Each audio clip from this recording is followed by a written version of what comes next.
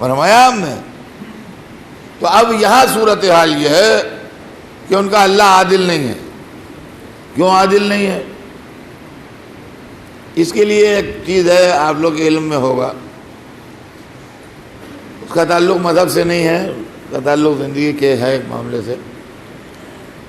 شتر مرغ جو ہے یہ افریقہ میں بہت ہوتا ہے اور ہوتا ہے بعض جگہ. اس کے متعلق یہ مشہور ہے کہ یہ ریت میں اپنا منہ چھپا لیتا ہے. جب شکاری اس کو پکڑنے آتے ہیں تو یہ ریت میں اپنا منہ چھپا لیتا ہے اور اپنا منہ چھپا کے سمجھتا ہے میں چھپ گیا. اور اتنا بڑا جانور شکاری پکڑ لے جاتا ہے اس کو. تو ایسے ہی عالم اسلام میں بہت سے شتر مرغ ہیں جو ریت میں اپنا منہ چھپا کے سمجھتے ہیں کہ ہم چھپ گئے. اب سنیے اللہ کی عدالت سے انکار کیوں ہے؟ بڑا پیچیدہ مسئلہ ہے یہ. اللہ کی عدالت سے اس لیے انکار ہے کہ اگر ہم اللہ کو عادل مان لیں گے تو عدالت کی بنیاد پر ضروری ہو جائے گا کہ وہ ظالم کو سزا دے. اس طرح اللہ کے اختیار اعلیٰ پر حرف آئے گا کہ وہ مجبور ہو گیا ہے سزا دینے کے لیے، فاعل مختار نہیں ہے،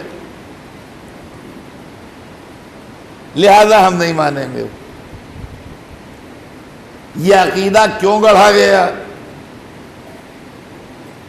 یہ عقیدہ اس لیے گڑھا گیا کہ ان کو کچھ قاتلوں ظالموں کو بچانا تھا. اللہ یزید کو بخش دے گا، اللہ قاتلان حسین کو بخش دے گا، اللہ انہیں بخش دے گا. تو اگر عادل ہے تو کیوں بخشے گا؟ لہذا ان کا عدالت ہی سے انکار کر دو. یہ شتر مرغ کا منہ چھپانا ہوا. صلوات بھیج دیں محمد.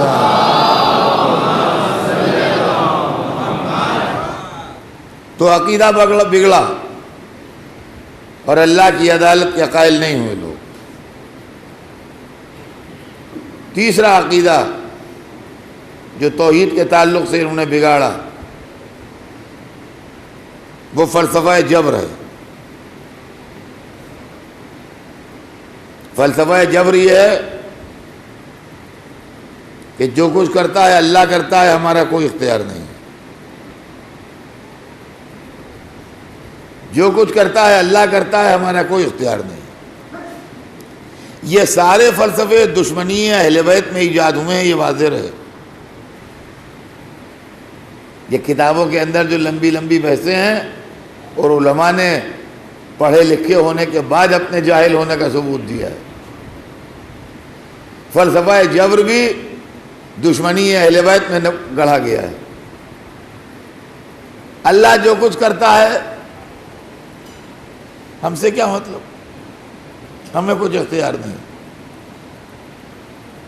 جس کو چاہتا ہے جہنم میں ڈال دیتا ہے، جس کو چاہتا ہے جنت میں ڈال دیتا ہے. جب عادل ہے ہی نہیں تو اندھیر تو ہے ہی. وہاں داد فریاد کس کی ہے؟ بھائی داد فریاد ہوتی ہے عدالت میں جا کے. جہاں اندھیر ہو وہاں عدالت کیسی؟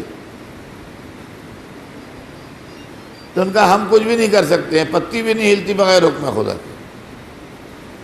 یہ فلسفہ جبر کیوں کہا گیا؟ یہ فلسفہ جبر اس لیے ایجاد ہوا کہ یزید کو بچا لیں.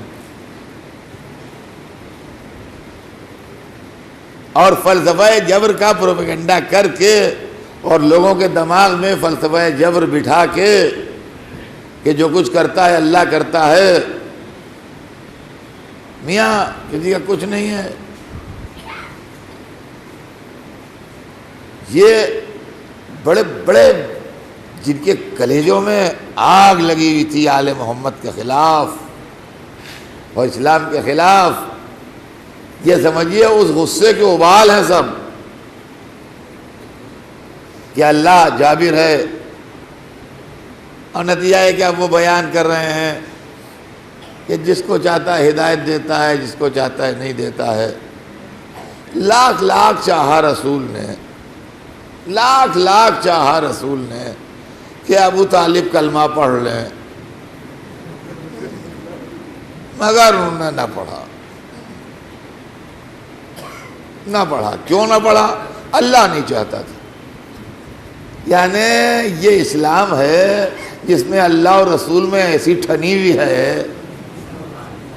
آپ سوچئے کیا تماشا ہے، مذہب کھلونا ہے۔ وہاں یہ ہو رہا ہے قرآن میں کہ آپ چاہتے ہی نہیں مگر وہی جو خدا چاہتا ہے، آپ بولتے ہی نہیں مگر وہی جو وہی ہوتی ہے۔ یہاں مولوی صاحب کا یہ بیان ہو رہا ہے کہ لاکھ چاہا، ورنہ وہ نہیں چاہتا تھا۔ نہ جانے کیا دشمنی تھی اس کو ابو طالب سے،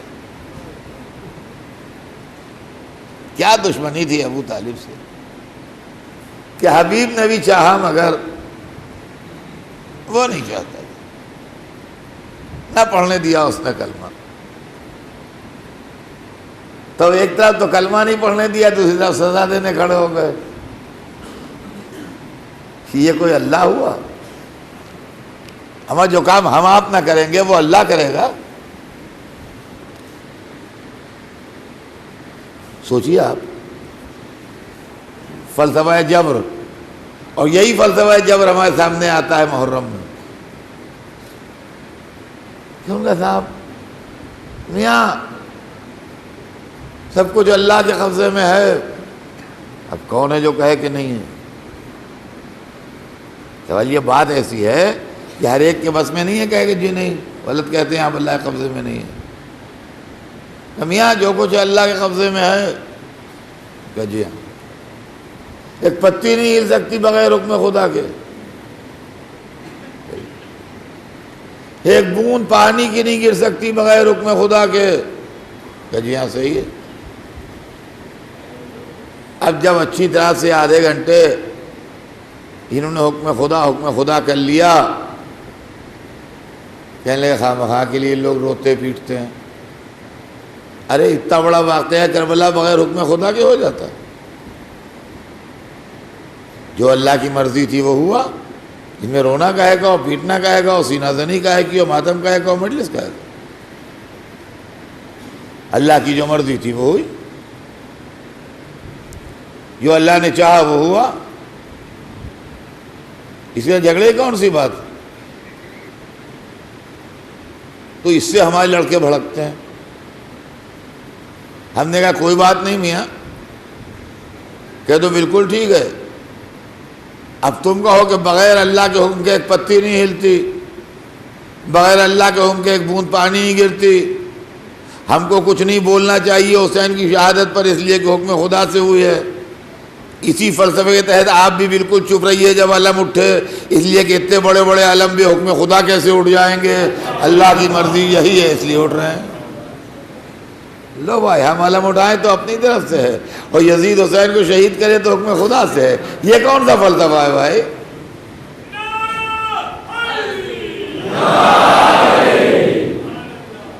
تو عزیزان گرامی یہ سب سلسلہ جو ہے چلا کرتا ہے۔ عقیدہ توحید کو بگاڑا، دکھائی دے گا اور کالا ہے اور سولا ہے اور عادل نہیں ہے اور جابر ہے اور یہ تمام چیزیں۔ اسی چیز نے آگے بڑھ کے عقیدہ نبوت کو بگاڑا اور نبی کے لیے بنام اسلام یہ فلسفہ پیش کیا کہ وہ ہمارے جیسے ہم ہیں ویسے وہ ہیں۔ یہ زہریلا تصور نبوت کے لیے کہ جیسے ہم ہیں ویسے وہ ہیں، یہ بھی اسی مکتب فکر، اسی اسکول آف تھاٹ کی دین ہے جو مائنس اہل بیت ہے۔ سمجھے آپ؟ اس لیے کہ اگر محمد نورانی ہوں گے تو سوال اٹھے گا ان کے نائبوں کو بھی نورانی ہونا چاہیے۔ نورانی نائب اویلیبل نہیں ہیں، لہذا یہ تو نورانی بنیں گے نہیں، انہی کو مادی بنا دو. یہ ہے فلسفی پوری. جبکہ رسول کی نورانیت قرآن سے ثابت ہے، اور رسول کی نورانیت اللہ کی کتاب سے ثابت ہے. کہتے جی ہم اس طرح کے تھے، عام انسانوں کی طرح سے. وہ ان کا کام تھا پہنچانا، وہ پہنچا گئے. اب ان کو پکارنا کیسا، اب ان سے مدد طلب کرنا کیسا، اب ان کو یاد کرنا کیسا. ان سے غلطی بھی ہوتی تھی، ان سے خطا بھی ہوتی تھی، ان سے بھول چوک بھی ہوتی تھی. اب میں آپ کو کیا کیا بتاؤں اور کیا کیا سناؤں. بہت سی چیزیں ایسی ہیں جو تہذیب ممبر مانے ہوتی ہے نہیں سنا سکتے. بہت سی چیزیں ایسی ہیں کہ جو ہمارے یہاں جو اسٹینڈرڈ ہے اخلاقیات کا اس کے خلاف ہے نہیں سنا سکتے. آپ ایمان سے بتائیے، آپ کی مسجد ہے، پیش نماز آپ کے یہاں ہے، حالانکہ معصوم پیش نماز نہیں ہے، یا کوئی نبی یا امام کبھی نہیں آیا یا نماز پڑھانے. عالم تو ہمارے ہی جیسا ہوتا ہے. اس نے علم دین حاصل کر لیا تو وہ عالم ہو گیا. ایک بھائی نے علم دین حاصل کر لیا وہ عالم ہو گیا، دوسرے نے نہیں حاصل کیا نہیں ہوا. تو یہ تو کوئی ایسی بات نہیں ہے. لیکن آئے جناب مصلی پہ کھڑے ہوئے اور انہوں نے تکبیرۃ الاحرام کہی، اور اس کے بعد پھر تھوڑا سورہ الحمد پڑھا اور کہنے لگے حضرات ٹھہر جائیے ابھی نہیں. ہاں گئے کیا ہوا؟ کہنے لگے جی میں بے وضو کے آ گیا ہوں نماز پڑھانے کے لیے، ذرا وضو کرنا. آپ سوچئے مسجد میں نمازیوں کا کیا ری ایکشن ہوگا. آپ خالی اپنی مسجد کے لیے سوچ لیجئے.